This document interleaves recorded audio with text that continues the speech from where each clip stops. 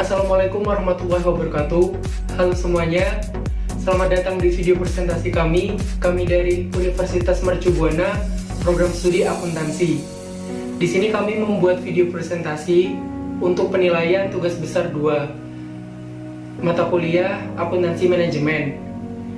Dan semoga video ini bermanfaat bagi kita semua dan selamat menyaksikan. Sebelum masuk ke materi, berikut ini adalah pokok permasalahan yang akan menjadi topik bahasan di video presentasi kami, yaitu mampu menjelaskan dan menganalisis profit planning dan activity based costing. Indikator materinya adalah 1. Konsep profit planning, 2. Definisi dan konsep ABC atau activity based costing, 3. Tahap-tahap perencanaan sistem perhitungan activity based costing, dan 4. Implementasi perhitungan activity based costing.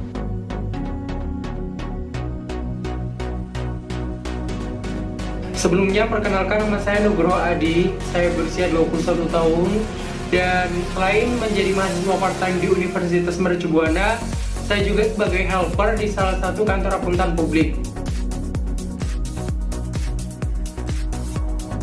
Baik, langsung saja masuk ke materi. Di sini saya akan menjelaskan tentang profit planning.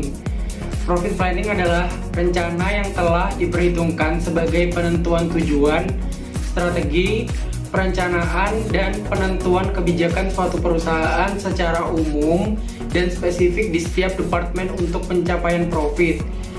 Profit planning sendiri ini dibagi menjadi 2, yaitu profit planning jangka pendek dan juga jangka panjang. Konsep dan karakteristik profit planning. Yang pertama, konsepnya menentukan semua fungsi, strategi, dan proses dalam suatu organisasi untuk mencapai target. Kemudian yang kedua, sifatnya rutin dalam pengukuran, analisis, dan evaluasi untuk pengoptimalan dalam kinerja perusahaan. Untuk penggambarannya sendiri secara kuantitatif dalam keuangan dan ukuran kuantitatif lainnya. Dan juga di dalamnya ditentukan tujuan laba yang dicapai oleh perusahaan. Manfaat daripada profit planning. Yang pertama, menyediakan suatu pendekatan yang disiplin terhadap identifikasi dan penyelesaian masalah.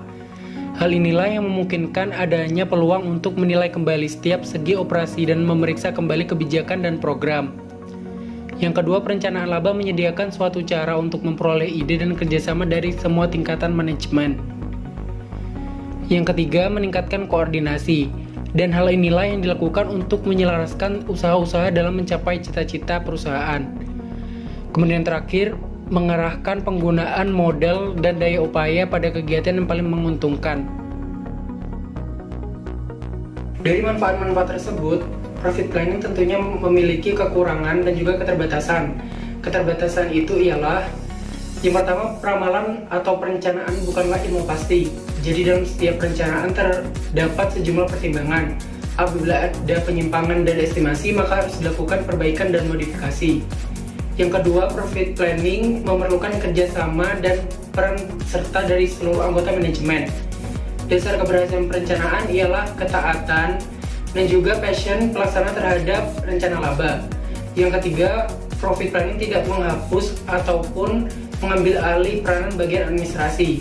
Yang keempat, pelaksanaan profit planning memerlukan waktu. Yang kelima, diperlukan kecermatan untuk menyalurkan upaya manajer setepat mungkin. Yang terakhir adalah dysfunction behavior sebagai akibat penggunaan anggaran yang berlebihan sebagai alat evaluasi. Dysfunction behavior adalah perilaku individu yang bertentangan dengan tujuan organisasi atau perusahaan. Dalam menentukan profit planning, tentunya ada beberapa hal yang harus diperhatikan. Berikut ulasannya. Yang pertama, biaya. Pengaruh biaya secara langsung mengurangi tingkat keuntungan suatu perusahaan. Yang kedua, harga jual produk. Harga jual produk akan mempengaruhi besarnya volume penjualan produk atau jasa yang bersangkutan. Dan yang terakhir, volume penjualan dan produksi. Volume penjualan produk akan berpengaruh terhadap volume produksi produk atau jasa. Masuk ke pembahasan materi berikutnya, yaitu activity based costing. Di slide terakhir ini, saya akan menjelaskan tentang definisi activity based costing.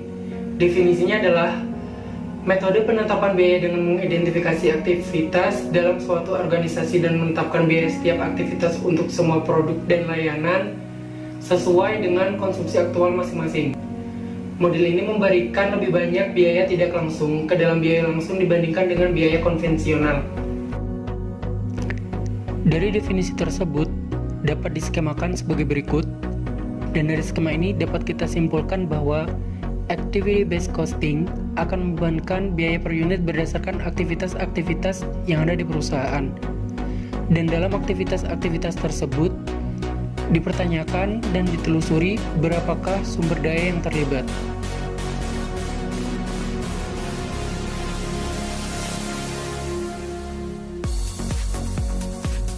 Perkenalkan, nama saya Ane Anggraini, umur saya 20 tahun.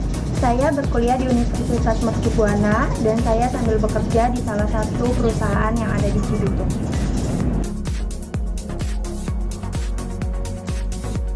Ini saya akan menjelaskan tentang tahap-tahap perencanaan sistem perhitungan activity based costing.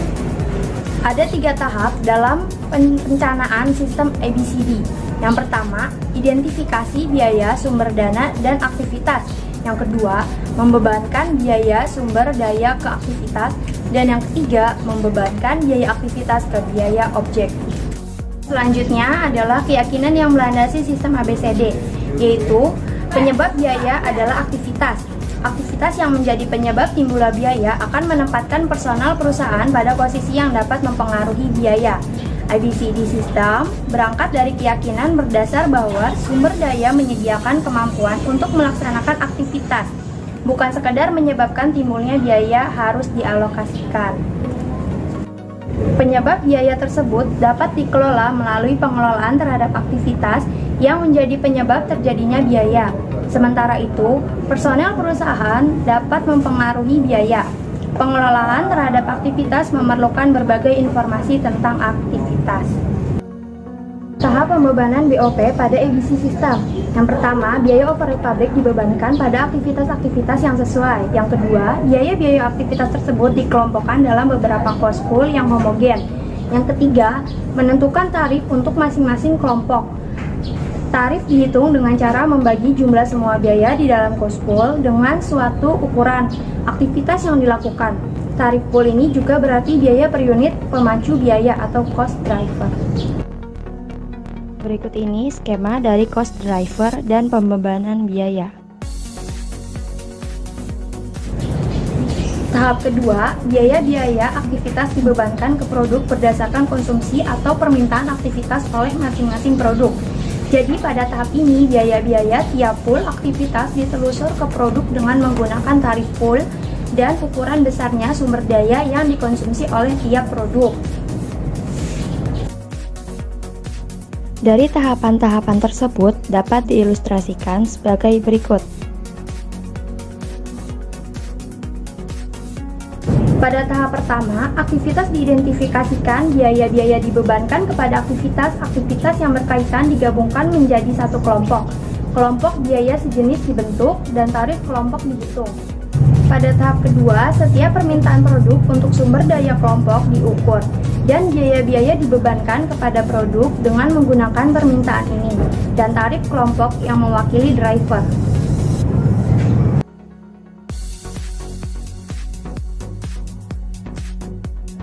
Perkenalkan, nama saya Rahmawati Yuniarko, saya berusia 22 tahun, saya seorang mahasiswa di Universitas Mercubuana Keranggan, Bekasi, dan saya bekerja di salah satu perusahaan otomotif di Karawang. Saya akan menjelaskan tentang implementasi perhitungan activity based costing. Untuk menjelaskan materi tersebut, kita akan membahas satu contoh soal, yaitu pada PT Kemilau Cantik memproduksi 2 jenis barang, yaitu anting dan gelang. Kemudian berikut data keuangan masing-masing produk dalam pekerjaannya. Ada 4 kriteria, yaitu volume produksi, harga jual, biaya utama, dan jam kerja langsung. Untuk anting kita akan memproduksi 2000 unit, sedangkan untuk gelang 3000 unit. Kemudian untuk harga jual yaitu Rp100.000 untuk anting dan Rp50.000 untuk gelang. Kemudian untuk biaya utama yang dibutuhkan yaitu Rp30.000 untuk anting dan Rp20.000 untuk gelang. Kemudian untuk jam kerja langsung yaitu 1000 jam untuk anting dan 2000 jam untuk gelang. Kemudian anggaran biaya aktivitas. Jadi sebelumnya manajemen sudah menunjukkan aktivitas maupun biaya yang dianggarkan, yaitu dapat dilihat pada slide, yaitu ada rekayasa, setup, mesin, dan packaging. Jadi untuk memproduksi anting dan gelang tadi kita memerlukan 4 aktivitas ini, yaitu rekayasa, setup, mesin, dan packaging. Sedangkan anggarannya sendiri untuk masing-masing aktivitas yaitu rekayasa sejumlah Rp200.000, setup Rp1.000.000, mesin Rp3.000.000, dan packaging Rp400.000.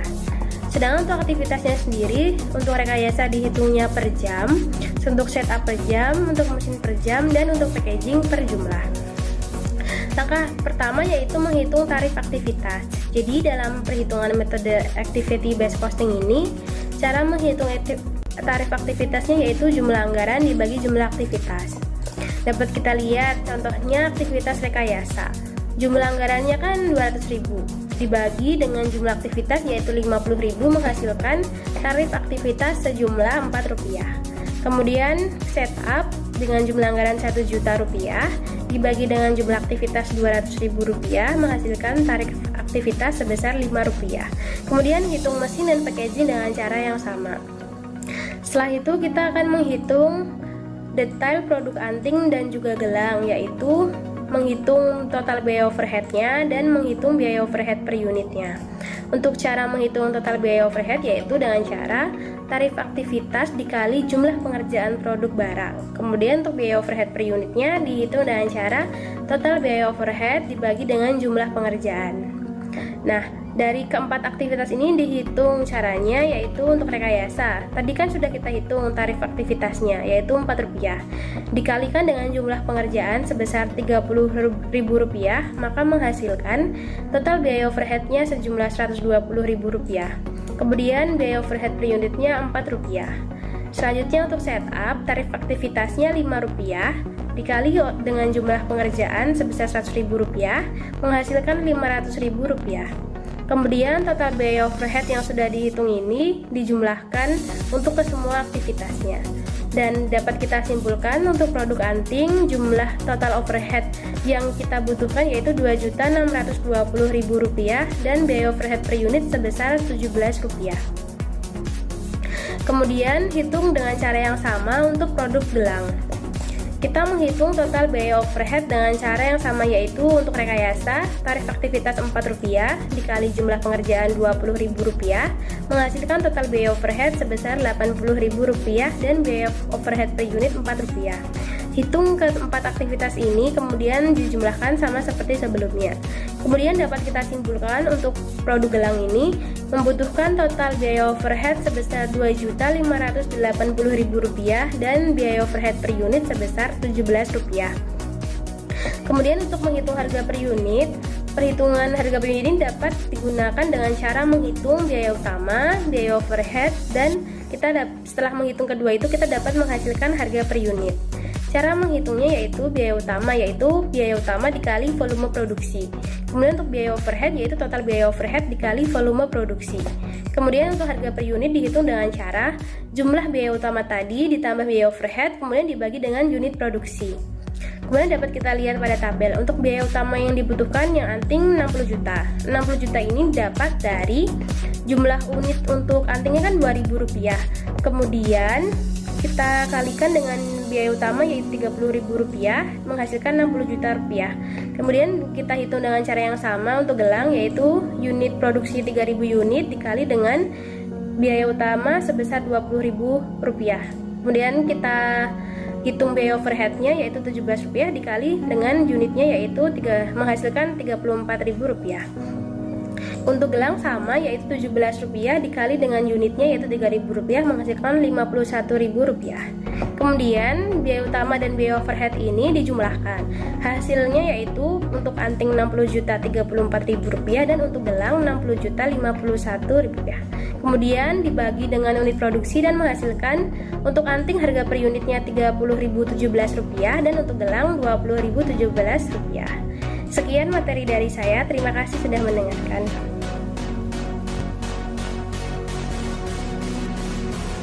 Dan begitulah video presentasi dari kami. Terima kasih sudah menonton. Semoga kita semua bisa bertemu di lain kesempatan. Wassalamualaikum warahmatullahi wabarakatuh.